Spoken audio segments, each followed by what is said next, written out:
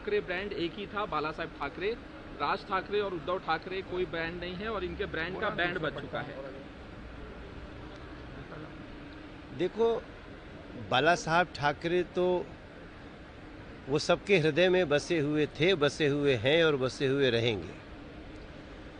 कहते हैं ना कि जब किसी को दावा करना होता है तो उस दावे कहने से दावा नहीं होता, कर्म से दावा होता है। जो बाला साहब ठाकरे जी का विचार था देश के प्रति, समाज के प्रति, अब वो उन लोगों में तो नहीं है।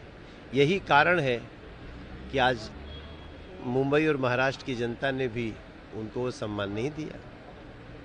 मुख्यमंत्री कहते हैं कि महायुति का महापौर बनेगा और मराठी बनेगा, मुंबई का मेयर बनेगा, क्या कहना? निश्चित रूप से मुंबई का मेयर मराठी ही होगा, महायुति का होगा, ये तो निश्चित है और होना भी यही चाहिए। मुंबई में तमाम जगह के लोग आए हुए हैं, लेकिन मराठी संस्कृति का, महाराष्ट्र का, मुंबई का सम्मान है। वो महायुति का कोई मराठी बनेगा। बीजेपी कहती है कि हम कांग्रेस मुक्त करेंगे, लेकिन अंबरनाथ में बीजेपी और कांग्रेस साथ में आने की बात हुई। उसके बाद मुख्यमंत्री ने कहा कि ये हम होने नहीं देंगे और बाद में ये सब मामला पूरा रिजेक्ट किया। क्या कहना? जी, ऐसा कुछ नहीं। धन्यवाद सर। और भी कुछ इशू है, जिस तरह से बांग्लादेश का मामला है सर, जिस तरह से हिंदुओं पे हमले हो रहे हैं बांग्लादेश में। देखिए, बांग्लादेश में जो कुछ हो रहा है वो बांग्लादेश को बहुत भारी पड़ने वाला है। उनके अंतर्राष्ट्रीय समाज में उनके प्रति बहुत रोष है। कई देश उनसे अपना सहयोग पीछे ले रहे हैं।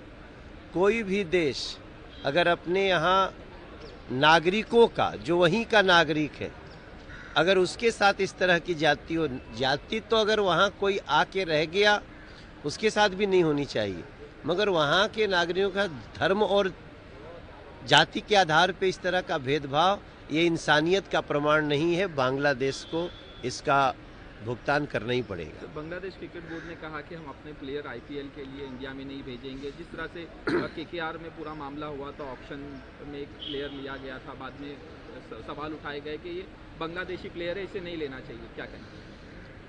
देखिए, जो आईपीएल है और जो दुनिया का एक रिश्ता है आपस में खेलों का, उसमें क्या नियम है वो नियम जाने। लेकिन भारत के लोगों का भाव है कि इस समय बांग्लादेश से भी वही व्यवहार होना चाहिए जो पाकिस्तान के साथ। तो दिल्ली में जिस तरह से मस्जिद के बाहर का जो इलीगल कंस्ट्रक्शन था वो तोड़ा गया, उसको लेके काफ़ी हंगामा हुआ, पत्थरबाजी हुई, क्या कहें?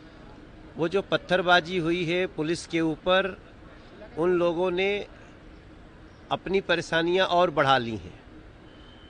हम मस्जिद का सम्मान करते हैं, मंदिर का सम्मान करते हैं, गिरजाघर गुरुद्वारे का सम्मान करते हैं, लेकिन कोई उसके नाम पर हजारों एकड़, हजारों जो माप में उसको हजारों हेक्टेयर ऐसे जमीन कोई कब्जा कर ले, तो ये कौन चाहेगा? जिन लोगों ने कब्जा किया है वो मस्जिदों के भी दुश्मन हैं और मुस्लिम कम्युनिटी के भी दुश्मन हैं। सर, किस तरह का आप यहाँ आए हैं? मतलब जा रहे हैं, हम कल से यहाँ पे हैं। हमारे प्रमोद जी, हमारे सभी साथी, हमारे भारतीय जनता पार्टी के इलेक्शन है, उसके हाँ, लिए आए हैं। कल हमने कैसा मतलब माहौल है लोगों की तरफ से? किस तरह से महायुति जीत रही है, प्रचंड बहुमत से जीतेगी। लोगों ने देख लिया है कैसे सरकार आते ही भाजपा और गठबंधन महायुति का जाल बिछता है, मेट्रो का कैसे कोस्टल रोड बनते हैं।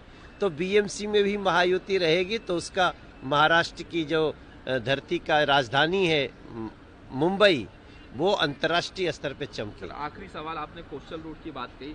आदित्य ठाकरे ने कहा कि कोस्टल रोड हमने बनवाया, हमने किया, क्रेडिट लेने की हो रही है। मुख्यमंत्री पे सवाल उठाए। इतना दिन तक मुख्यमंत्री पद रहा उनके पास, कुछ तो काम करते कि झूठ नहीं बोलना पड़ता।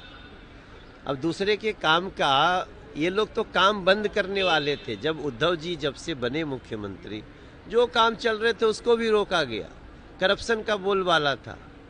अब दूसरे का काम का कम से कम 2020 के समय जब कोविड का समय था तभी कोस्टल का शुरुआत नरेंद्र मोदी जी ने कर दिया था।